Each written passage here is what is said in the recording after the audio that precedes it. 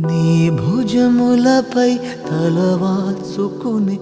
ఆ పండగ నాకెప్పుడు క్షణానికో సవాలిలా జవాబులేదెప్పుడు